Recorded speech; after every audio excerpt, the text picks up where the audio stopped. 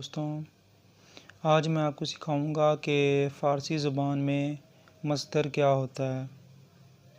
مصدر جو خود تو کسی اسم سے نہیں بنتا لیکن قاعدوں کے مطابق کئی الفاظ بنانے میں مدد کرتا ہے۔ پڑھنا، دیکھنا، جاننا، یہ تینوں مصدر ہیں جو کہ اردو زبان میں ہیں اور ان کے آخر میں نا آتا ہے۔ دیکھنا سے دیکھو اور جانا سے جاؤ۔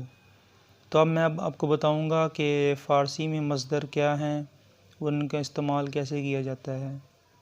تو یہ دیکھیے کچھ مصدر ہیں، مثلا خواندن، خواندن سے مطلب پڑھنا، دیدن دیکھنا، رفتن جاننا۔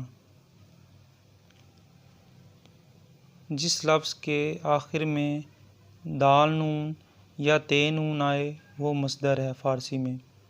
مثال جہاں بھی آپ دیکھیں گے کہ جس کے لفظ کے اینڈ پہ دال نون تے نون آئے وہ مصدر ہے۔ فارسی کی یاد رکھ لینے ہیں، دال نون تے نون، جیسے کہ یہ تھا خواندن کے اینڈ پہ دال نون ہے، دیدن کے اینڈ پہ دال نون ہے اور رفتن کے اینڈ پہ تے نون ہے۔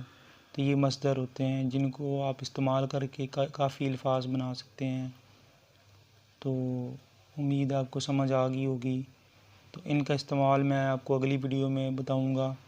تو آپ نے میرے چینل کو سبسکرائب کرنا ہے، شیئر کرنا ہے اور مجھے فالو کریں۔ شکریہ۔ خدا حافظ۔